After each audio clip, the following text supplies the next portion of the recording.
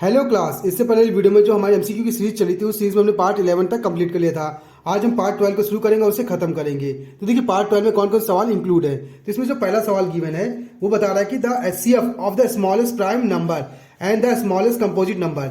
हमें एचसीएफ निकालना है स्मॉलेस्ट प्राइम नंबर और स्मॉलेस्ट कंपोजिट नंबर के लिए। ठीक, अच्छा स्मॉलेस्ट प्राइम नंबर क्या होते हैं, पहले प्राइम नंबर की बात करते हैं। प्राइम नंबर्स वो नंबर्स होते हैं जो खुद से कटते हैं या फिर 1 से कटते हैं, तो उन्हें हम प्राइम नंबर्स बोलते हैं। तो देखिए इसके लिए हम कुछ नंबर लिख लेते हैं, जैसे 1 2 3 4 5।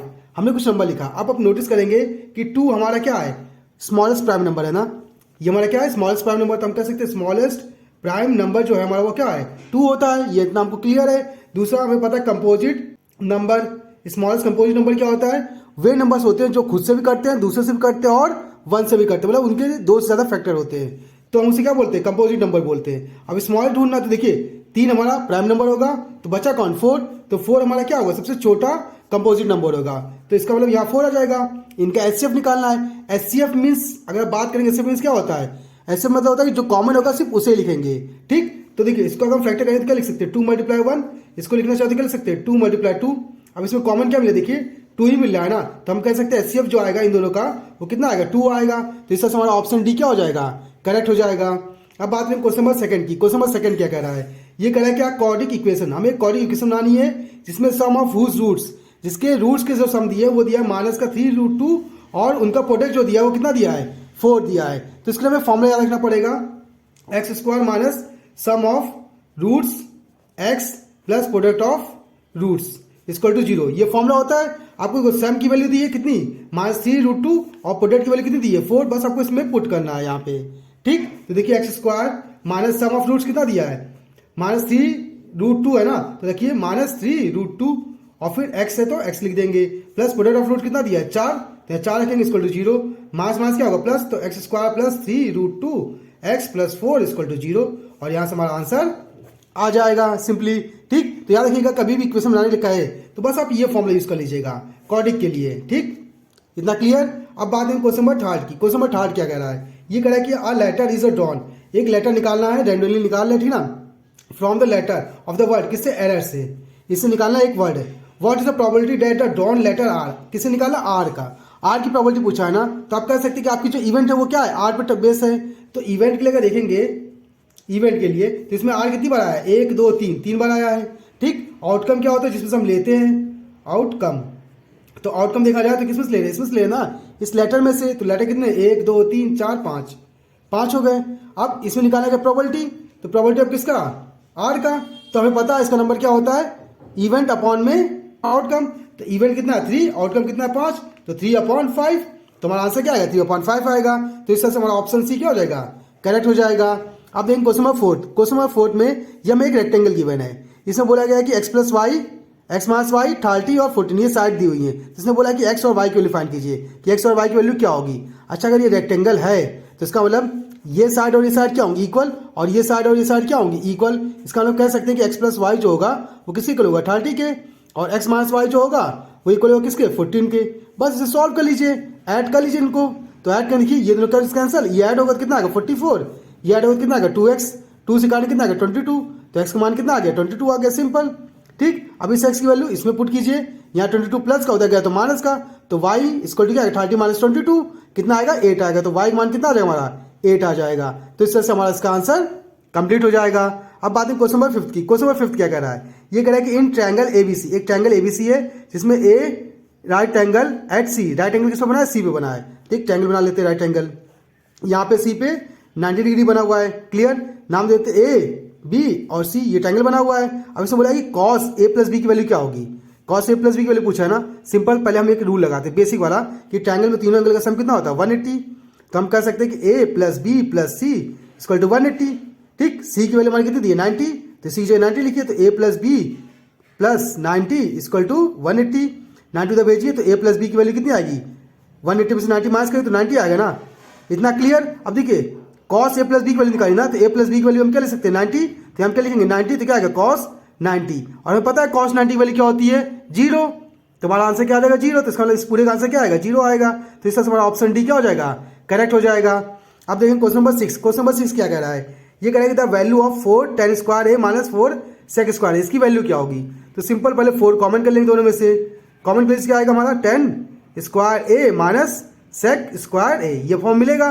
लेकिन हम देख रहे हैं कि ये फॉर्मूला तो बन रहा है, लेकिन फॉर्मूला थोड़ा अलग है। वो क्या हमारा sec square A minus tan square A equal to 1 ये होता है। लेकिन यहाँ पे देखिए tan पॉजिटिव है, यहाँ tan निगेटिव है, तो यहाँ पे हम क्या करेंगे, इसे चेंज करेंगे। इसके लिए हम माइनस कॉमन करेंगे इसमें। तो यहाँ क्या आ जाएगा, देखिए माइनस कॉमन करते ही ये प्लस का तो माइनस का, ये माइनस का तो प्लस का। तो पहले क्या आएगा, tan स्क्वायर है माइनस क्या आएगा, sec स्क्वायर है इक्वल टू 1, माइनस उधर भेज दीजिए। तो tan स्क्वायर है माइनस sec स्क्वायर है इक्वल टू माइनस का 1। तो हम कह सकते हैं इसकी वैल्यू हमारी क्या आ जाएगी, माइनस 1 आ जाएगी। तो इस पूरी से क्या लिखेंगे, माइनस 1 लिखेंगे। तो क्या आएगा, 4 मल्टीप्लाई माइनस 1 मल्टीप्लाई कीजिए तो माइनस 4 आ जाएगा। ठीक, तो इस तरह से हमारा कौन सा ऑप्शन, ऑप्शन सी करेक्ट हो जाएगा। ठीक, अब बात करेंगे क्वेश्चन नंबर 7 की। क्वेश्चन नंबर 7 क्या कह रहा है, ये कह रहा है कि if tan a equal to 1/√3 so sin a plus cos a की वैल्यू निकालनी है। तो tan दिया है ना, तो tan a इक्वल टू 1/√3 है। अब देखिए tan में किसकी वैल्यू 1/√3 होती है, तो सोच के देखिए tan 30 की होती है। तो इसकी जगह हम क्या लिखेंगे, tan 30। तो क्या आएगा, tan a equal to tan 30 degree. tan से tan कटा तो एक मान कितना आया, 30 डिग्री आया।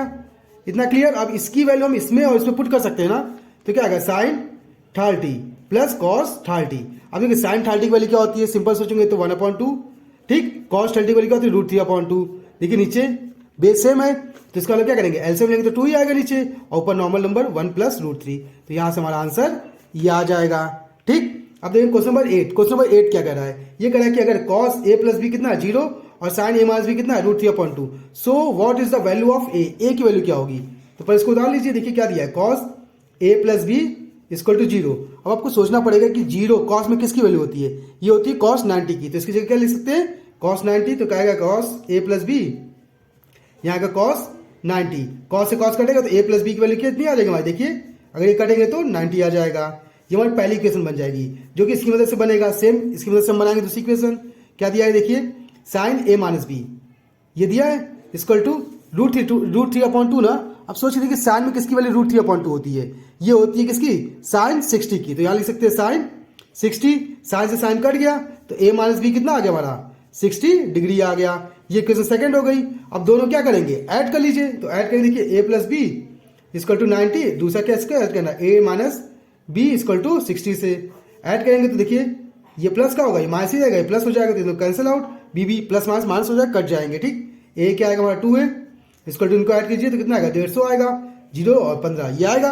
अब 2 से काटिए कितना आएगा हमारा 75 आ जाएगा। तो एक मान हमारा कितना आएगा 75 डिग्री आ जाएगा। ठीक, और यहाँ से हमारी प्रॉब्लम सॉल्व हो जाएगी। अब बात करें क्वेश्चन नंबर 9 की। क्वेश्चन नंबर 9 क्या कह रहा है, ये कह रहा है डिस्टेंस ऑफ द पॉइंट, ये दिया है फ्रॉम द ऑरिजिन, ऑरिजिन से डिस्टेंस निकालना है। ऑरिजिन से मतलब क्या, ऑरिजिन क्या होता है 0,0। अब इससे हमारी इसकी क्या निकालनी है, डिस्टेंस निकालनी है। तो हमें पता है डिस्टेंस फॉर्मूला यूज करेंगे। तो डी स्क्वायर क्या होता है, रूट में x1 माइनस x2 का whole square plus y1 minus y2 का होल स्क्वायर, ये फॉर्मूला होता है। अब देखिए ये हमारा x1, ये हमारा y1, ये हमारा x2 और ये y2, बस इनकी वैल्यू आपको यहाँ पुट करनी है। तो पुट करते देखिए इक्वल टू रूट में x1 की वैल्यू क्या 0 माइनस x2 की वैल्यू कितनी है 7, इस पूरे का स्क्वायर प्लस y1 कितना दिया 0 और y2 की वैल्यू कितनी दी है -8। तो माइनस माइनस क्या हो जाएगा यहाँ पे +8 का होल स्क्वायर। अब देखिए 7 में 0 गया 7 आएगा, 7 का स्क्वायर कितना होगा 49। तो इसकी जगह क्या आएगा हमारा 49 प्लस 0 और 8 कितना आएगा 8, 8 का स्क्वायर कितना आएगा 64। इनको जोड़ लीजिए, देखिए 9 4 13, हाथ से लगवान 6 4 10 11 113 रूट में। तो हमारा क्या आंसर क्या आएगा रूट में 113। तो ऑप्शन देखिए ऑप्शन सी हमारा यहाँ मिल जाएगा, करेक्ट हो जाएगा। ठीक, अब देखिए क्वेश्चन नंबर 10। क्वेश्चन नंबर 10 क्या कह रहा है, ये कह रहा है कि if 2 cos 3 theta equal to √3 और कंडीशन दिया कि थीटा की वैल्यू 0 हो सकती है और उससे बड़ी होगी, 0 से छोटी नहीं, और 90 होगी और 90 से छोटी होगी, 90 से बड़ी नहीं होगी, तो बताना है कि थीटा की वैल्यू क्या होगी।